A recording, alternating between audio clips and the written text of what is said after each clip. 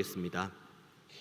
은혜가 풍성하신 하나님, 오늘도 우리에게 귀하고 복된 주일을 허락하시고 영광스러운 주님을 은혜 가운데 예배하게 하시고 또 감사함으로 이 기쁨을 따라 성도의 교제를 하게 하시니 감사합니다. 특별히 이 시간은 주일 오후 예배로 하나님 앞에 나아가기 원하오니 주님께서 이곳에 임재하여 주시고 말씀의 꼴과 하늘의 크신 은혜로 우리 모두의 심령을 채워 주옵소서. 예배의 모든 시종을 주님께 온전히 의탁드립니다. 주님 홀로 영광받아 주옵소서. 감사드리고 살아계신 예수님의 이름으로 기도하옵나이다. 아멘. 지난주에 이어서 이번 주도 이제 예레미야 애가까지 함께 저 여러분이 이제 통독을 합니다. 우리가 함께 예레미야 말씀 이제 1장부터 나눈 대로 하나님께서 예레미야를 새로운 선지자로 세우시고 그리고 이스라엘에게 너희들이 앞으로 어떻게 될지에 대한 예언의 말씀을 하나님께서 허락해 주시는데, 지금 예레미야가 받은 이 하나님으로부터 선지자라는 사명을 받고 그리고 하나님의 말씀을 전하게 된 이 시기는 북이스라엘은 이미 멸망한 시점이고 그리고 남유다는 이제 요시야라는 그 마지막 종교개혁의 불꽃을 일으켰으나 결국은 시드기야 때 멸망하는 이 일련의 시기들을 지금 예레미야가 보내야 합니다. 그러니까 예레미야는 지금 하나님의 말씀을 이스라엘 백성들에게 전하는 모든 일련의 과정 가운데 사실 평안함, 형통함 이것과는 거리가 멉니다. 가장 어둡고 그리고 북이스라엘은 완전히 망하고 남유다가 쇠약해져 가는 그런 상황 가운데에서 하나님의 말씀을 전하는 것, 이것이 예레미야가 처한 하나님의 부르심입니다. 이스라엘을 가만히 보면 모든 걸음걸음마다 하나님께서 함께 하심을 우리 모두가 성경을 통해 알고 있죠. 하나님께서 아브라함과의 언약을 맺으신 걸 이제는 이후에 출애굽하는 모든 여정 가운데 신실하게 언약을 이행해 가시고 그리고 광야의 40년을 지내는 가운데 지켜야 될 규례, 율법, 그리고 절기, 제사 이 모든 것들을 다 제정한 다음에 이제 요단을 건너게 하시고 그리고 이스라엘 백성들이 그 땅에 머물면서 아름답게 세워져 갈 수 있도록 그리고 다윗과 솔로몬의 시대를 겪으면서 이스라엘이 정말 강대하게 세워질 수 있도록 하나님께서 직접 은혜를 주셨습니다. 모든 것들은 하나님의 은혜요, 이스라엘 백성들의 어떠함과는 전혀 상관이 없는 거죠. 그렇기 때문에 오늘 이스라엘 백성들은 오늘의 본문의 말씀과 예레미야 1장에서 주셨던 하나님의 말씀을 반드시 기억을 해야 됩니다. 다윗과 솔로몬 시대, 물론 솔로몬 후반기부터 뭔가의 문제가 있었지만 결국은 남유다와 북이스라엘로 나뉘어진 다음에 누가 더 하나님을 불순종하나, 누가 더 하나님의 말씀을 어기나 마치 경쟁이라도 하는 것처럼 남유다와 북이스라엘이 그렇게 살아왔고, 그러다가 지금 이 시점까지 왔는데 예레미야 1장에서 주셨던 하나님의 말씀과 똑같은 단어가 오늘 본문 28절에 그대로 나옵니다. 뿌리를 뽑다, 무너뜨리다, 전복시키다, 멸망시키다, 괴롭게 하던 것 같이 다 깨어서 그렇게 이야기하면 다시 그들을 세우고 그들을 심겠다. 이 모든 것들을 하나님께서 말씀을 하십니다. 결국 하나님께서는 예레미야 1장을 통해서 예레미야를 부르실 때 주셨던 하나님의 말씀이 반드시 응답이 될 거라는 것을 오늘 본문 31장을 통해서 다시 한번 말씀하고 있는 겁니다. 31장은 긴 호흡으로 있는데 앞부분은 하나님께서 북이스라엘을 어떻게 회복시키실지, 그리고 23절부터 26절까지는 남유다를 어떻게 회복시키실지 그 내용들을 쭉 자세히 다루고 있는데 그 가운데 이런 이스라엘 백성들을 향한 하나님의 말씀이 나옵니다.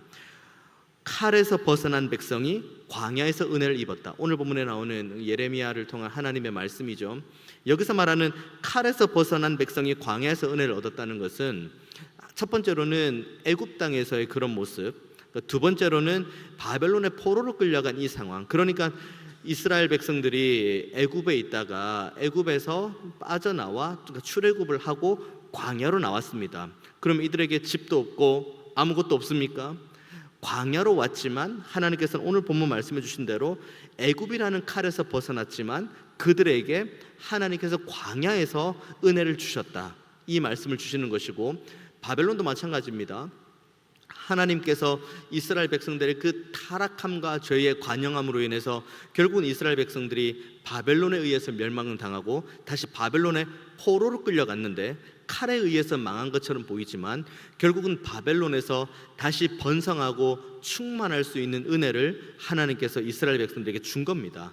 그러니까 이스라엘 백성들은 가만히 보면 하나님만 온전하게 의지를 하고 하나님의 말씀만 온전하게 순종을 한다면, 그들이 애굽에 있든 광야에 있든 예루살렘에 있든 바벨론에 있든 그 어디에 있으나 하나님께서 그들을 붙들어 주십니다.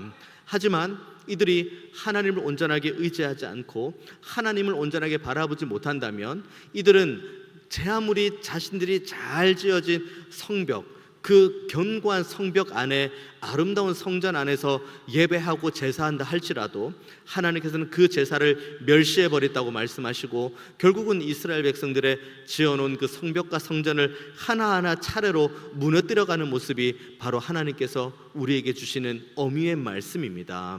눈에 보이는 게 중요하지 않다는 겁니다. 너희들 지금 어디에서 무엇을 하든지 하나님만 온전하게 의지하고 하나님만 온전하게 바라보면 너희들은 그 자리에서 다시 심겨지게 될 것이고 다시 열매를 맺게 될 것이고, 칼에서 피하여서 광야로 간 것처럼 보일지 모르지만 바로 그 광야에서 하나님의 은혜를 너희들이 경험할 수 있을 것이다, 이 말씀을 오늘 본문에서 우리에게 이야기하고 있습니다.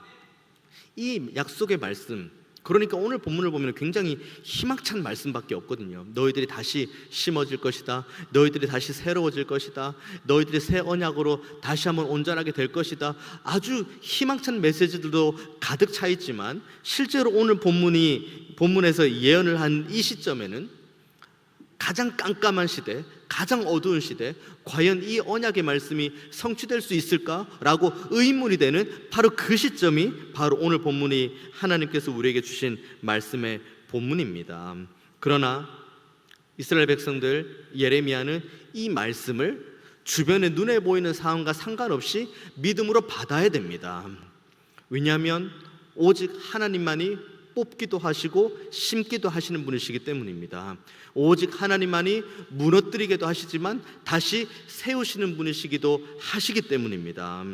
이스라엘 백성들은 그렇기 때문에 자신들이 지금 처한 상황, 이제 바벨론의 포로로 끌려갈 준비가 이제 차곡차곡 하고 있는 겁니다. 이스라엘의 멸망을 향해 차곡차곡 불순종이라는 이 벽돌을 쌓아가며 조금씩 준비를 하고 있습니다.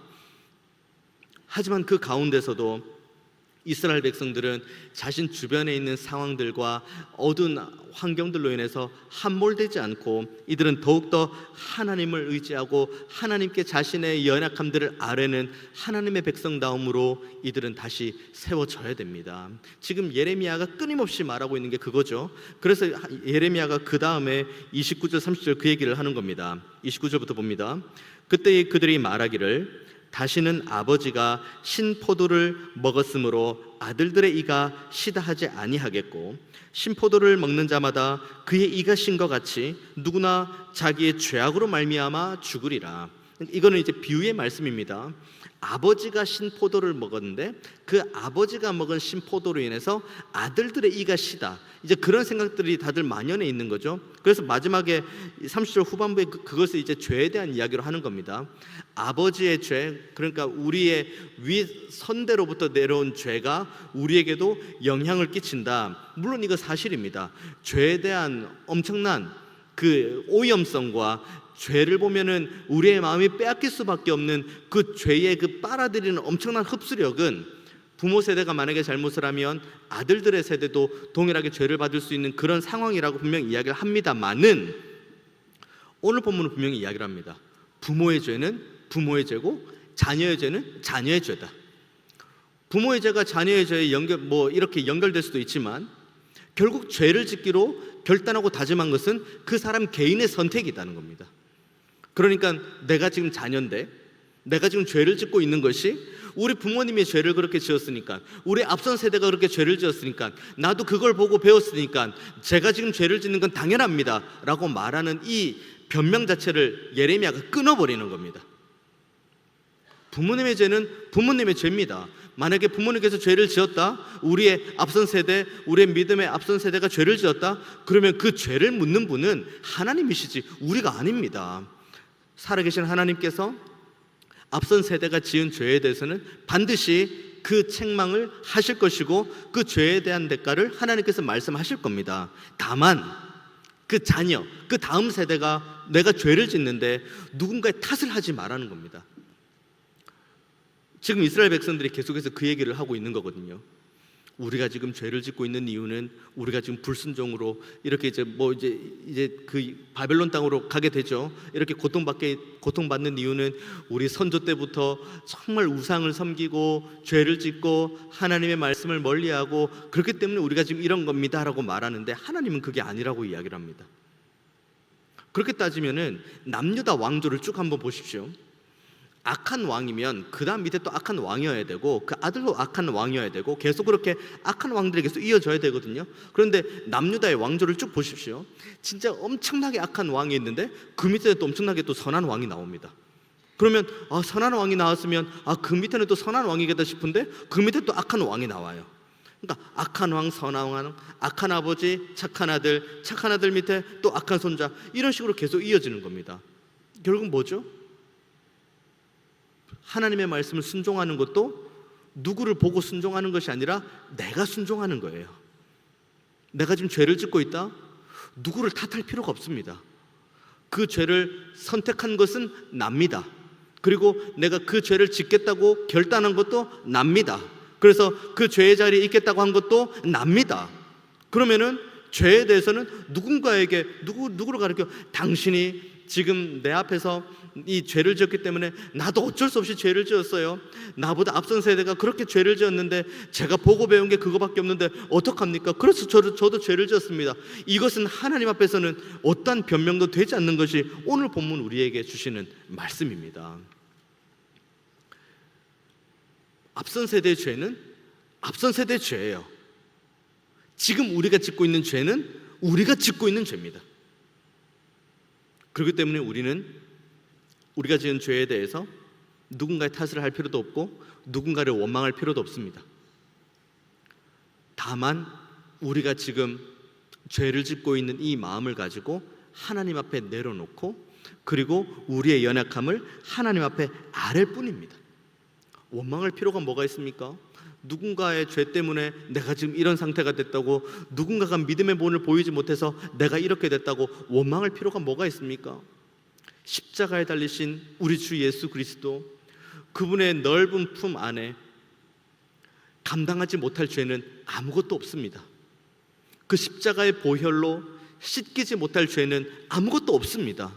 그렇기 때문에 오늘 본문은 예레미야가 이 비유를 주면서 끊임없이 말씀하는 것은 죄 지었냐고, 너희들이 지금 하나님의 말씀에 순종하지 않고 있냐고, 너희들이 지금 여전히 긍휼과 사랑의 마음으로 옆을 보지 못하냐고.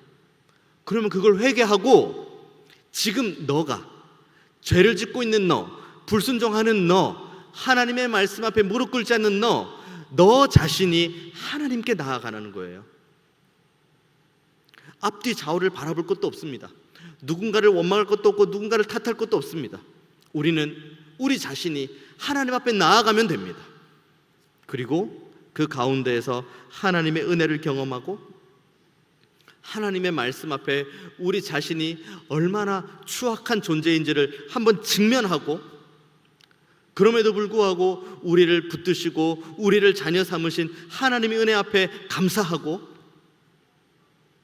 이것이 회복이 되어야지 그 다음 31절부터 나오는 새로운 언약이 우리의 마음판에 새겨지게 되는 겁니다. 살아계신 하나님에 대한 순전한 믿음, 지금도 우리를 사랑하시고 지금도 우리를 위해서 오래 참으시고 지금도 우리를 붙드시는 그 하나님의 은혜,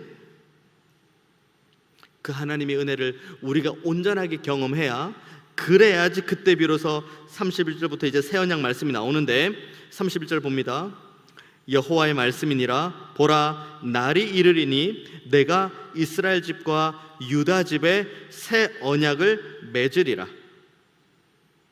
그리고 32절 말씀, 이 언약은 내가 그들의 조상들의 손을 잡고 애굽 땅에서 인도하여 내던 날에 맺은 것과 같이 아니할 것은 내가 그들의 남편이 되었어도 그들이 내 언약을 깨뜨렸음이라 여호와의 말씀이니라. 예전에 언약을 했는데 그걸 깼다는 거예요. 누가 깼습니까? 하나님이 깼습니까? 이스라엘 백성들이 깬 거예요. 지금 이 본문을 대하는 시점에 지금 현 독자들과 이들의 조상들이 하나님과의 맺은 언약을 깨버렸다는 겁니다. 근데 하나님께서 그래, 언약 깨졌네, 끝! 이제 너희들과 나는 아무런 관계가 없어. 이제 너희들은 너희들대로 살아. 나는 이제 새로운 백성을 알아보겠어. 이게 아니라 하나님께서 다시 새 언약을 주시겠다고 말씀을 하시는데, 그 새 언약에 대한 내용이 33절 보십시오. 그러나 그날 후에 내가 이스라엘 집과 맺을 언약은 이러하니 곧 내가 나의 법을 그들의 속에 두며 그들의 마음에 기록하여 나는 그들의 하나님이 되고 그들은 내 백성이 될 것이라 여호와의 말씀이니라. 놀라운 사실이 뭔지 아십니까? 새 언약이라고 하는데 익숙한 언약이에요. 새로운 언약이라고 하는데 뭔가 이전하고 다른 종류의 언약이 아니에요. 신명기에서 나온 언약과 여기 나온 언약과 내용상으로는 대동소이입니다. 신명기 6장에 나오는 말씀과 여기 있는 말씀의 내용은 거의 동일한데 뭐가 다르냐면 동사가 다릅니다. 신명기 6장에는 너 하나님께서 주신 말씀을 마음에 두라라는 표현이 신명기 6장에 기록되어 있습니다. 오늘 본문을 보면은 새 언약이 33절 중반부에 보면은 내가 나의 법을 그들의 속에 두며 그들의 마음에 기록하겠다고 이야기를 합니다. 그러니까 새 언약에 대한 내용보다 오늘 하나님께서 주시길 원하는 것은 너희들과의 새 언약을 맺는 방법을 먼저 말씀하고 있는 거예요. 신명기 6장에 마음에 둔다라는 표현이 있죠. 내용은 똑같아요. 거의 비슷합니다. 마음에 둔다는 그 단어가 신구약에 걸쳐 많이 사용됩니다. 사람이 의지를 가지고 내 마음에 두는 상태가 신명기 6장에 나오는 마음에 두다라는 단어입니다. 그러니까 하나님께서 이스라엘 백성들에게 율례와 법도를 줍니다. 그럼 이스라엘 백성들이 그 율례와 법도를 내가 마음에 둔다의 정도로 이제 신명기 6장은 해석이 되는 겁니다. 그런데 어떻게 되었습니까? 오늘 본문 31절 32절에 말씀 기록된 대로 내가 그걸 그러니까 인간의 관점으로 두었는데 그걸 인간이 깨뜨려 버린 거죠. 그래서 오늘 본문의 33절 보면은 내가 나의 법을 그들의 속에 두며 그들의 마음에 기록하겠다고 이야기합니다. 여기서 말하는 기록하다라는 이 동사, 이 단어는 구약에 딱 17번밖에 사용이 안 된 단어입니다. 신명기하고 신명기 6장에 나오는 두다라는 단어와 오늘 본문에 나오는 기록하다는 단어가 주어 자체도 달라요. 신명기 6장은 그 히브리 용례가 그러니까 사람이 그걸 둔다는 것을 의미하는 반면에 오늘 본문은 하나님께서 직접 기록하신다, 하나님께서 직접 두신다, 그런 의미가 강한 거죠.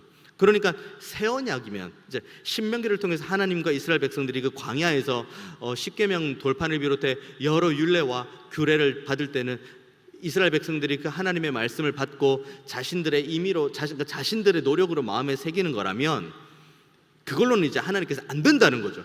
그 정도는 안 되겠다. 그래서 하나님께서 직접 하나님께서 이스라엘 백성들의 마음판에 새 언약을 새기시겠다는 겁니다. 이것이 지금 우리가 흔히 나오는 이야기로 따지면은 흔적이라는 단어겠죠. 주님께서 우리의 마음판에 흔적을 남겨두신다는 겁니다. 예레미야 17장 말씀 보면은 유다가 가지고 있는 죄에 대한 이야기 나옵니다.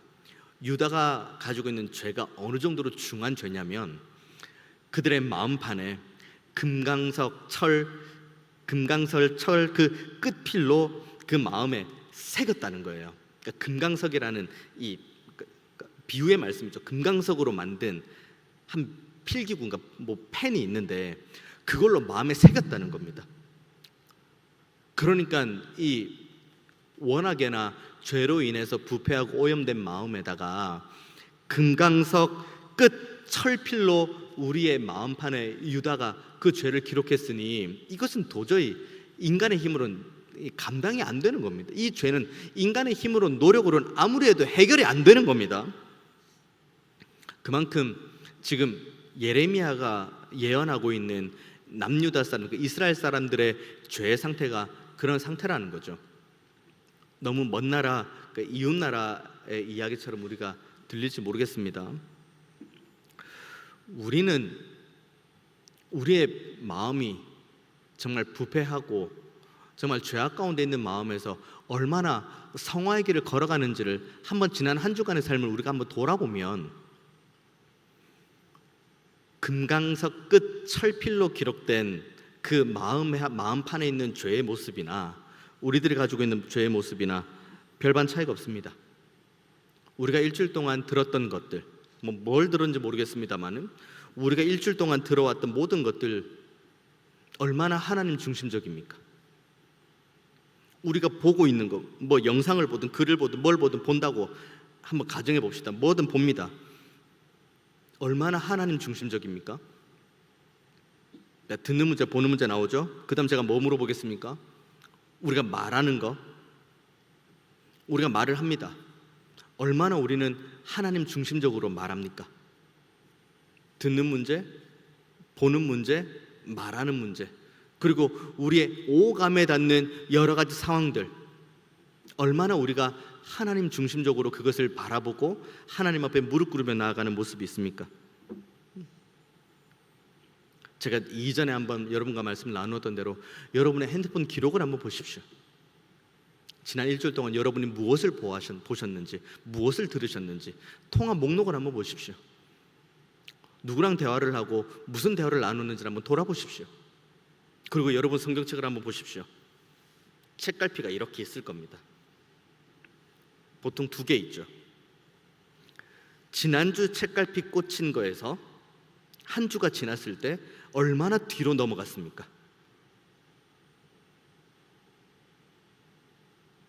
구약이라면 구약, 신약이라면 신약, 얼마나 우리가 어쨌든 책갈피는 우리가 읽은 만큼인 거잖아요.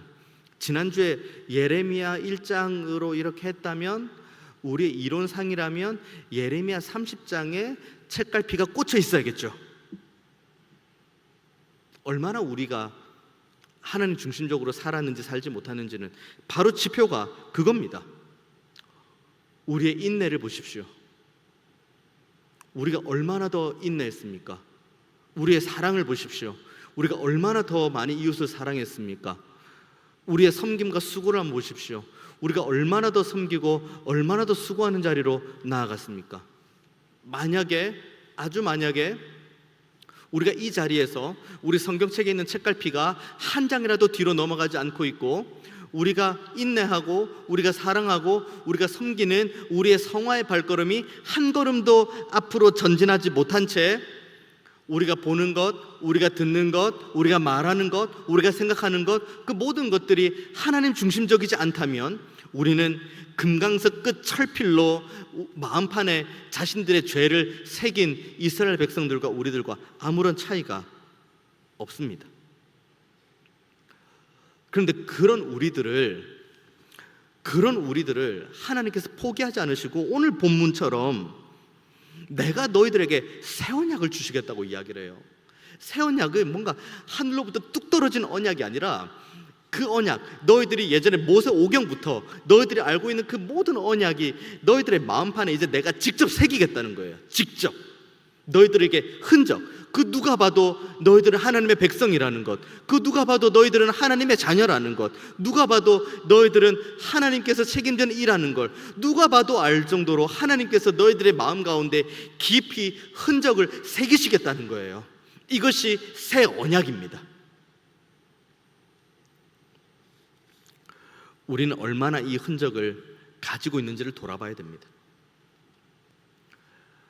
하나님이 나를 사랑하시는 이 몸의 흔적, 하나님께서 여전히 나를 붙드시는 이 흔적, 하나님께서 여전히 나를 책임지시는 그 흔적, 내 마음과 생각을 지키시는 그 주님의 전능하신 손길의 흔적, 그 흔적이 우리의 삶에 끊임없이 많아지고 또 많아져야 되는 거죠. 여기에 우리의 공로는 전혀 없습니다. 예수님께서 십자가에 달리실 때 거기에 우리의 공로가 있습니까? 예수님께서 그 십자가에 달리셔서 그분의 살을 찢으시고 그분의 피를 흘리실 때 우리의 공로가 있습니까? 우리는 예수님께서 십자가에 달리셔서 그분이 살을 찢으시고 그분이 피를 흘리실 바로 그 순간에도 우리는 여전히 죄를 짓고 있는 게 우리들의 연약함입니다. 날마다 나 자신을 십자가에 못 박아야 되는데 날마다 우리는 우리의 죄로 인해서 예수님을 또 십자가에 못 박고 또 못 박습니다. 이게 우리들이 가지고 있는 연약함인데, 너무 감사하고 너무 감사한 건 하나님께서 우리를 포기하지 않는다는 거예요. 전 구제불능이다, 저거는 끝났다, 뭐 이 정도 말해도 못 알아들으면 이제는 뭐 다 끝난 거다, 이건 사람의 기준이에요. 우리는 포기할 수 있죠. 안 되겠어, 여기까지인 것 같아, 내 인내도 여기까지인 것 같아, 나도 더 이상 못하겠어, 이거는 사람. 하지만 주님을 우리 정도 수준으로 낮추지 마십시오. 하나님의 그 놀라운 사랑과 은혜를 우리가 가지고 있는 정도의 수준으로 낮추지 마십시오. 하나님의 사랑은 허다한 죄를 덮습니다. 하나님의 은혜는 지금도 우리를 붙들어 주기를 원하십니다. 우리에게 지금도 그 못자국난 손을 우리에게 보여주시면서 만져봐라, 그리고 믿지 않는 자리에 있지 말고 제발 믿는 자리로 돌아오라. 언제까지 우리는 우리의 생각대로 신앙생활할 수 없는 겁니다. 우리의 뜻과 우리의 계획과 우리의 지혜대로 신앙생활할 수 없는 겁니다. 하나님 중심적으로, 하나님의 말씀대로, 하나님께서 주신 은혜대로 우리는 그렇게 신앙생활을 해야 되는 거죠. 그래서 그렇게 새로운 언약이 너희 마음 가운데 새겨질 때 어떻게 되냐면 34절에 나옵니다. 그들이 다시는 각기 이웃과 형제를 가르쳐 이르기를 너는 여호와를 알라 하지 아니하리니 이는 작은 자로부터 큰 자까지 다 나를 알기 때문이라. 내가 그들의 악행을 사하고 다시는 그 죄를 기억하지 아니하리라. 여호와의 말씀이니라. 굳이 입을 열어서 막 가르치지 않아도 다 안다는 거예요. 근데 그렇게 되려면 어떻게 돼야 됩니까?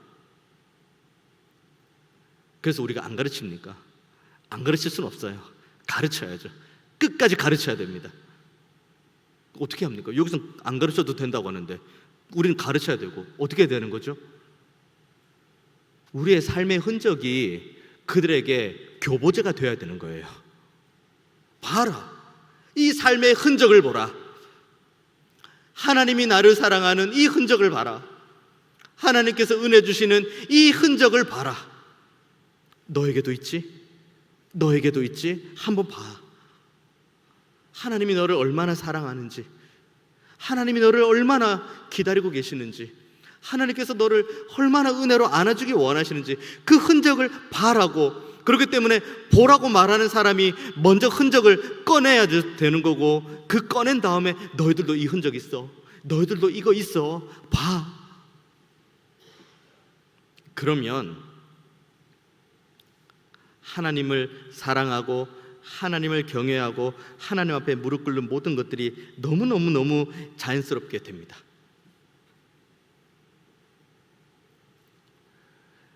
전제는 그거예요. 우리 안에 흔적이 있는가? 지금도 우리를 사랑하시는 그 하나님의 사랑의 흔적이 내 삶을 지나가고 있는가? 이 예언의 말씀이 지납니다. 솔로몬 성전 무너졌죠. 그리고 이후에 바벨론의 포로로 끌려갔다가 다시 와서 이제 제2의 성전기라고 스룹바벨 성전 세우죠.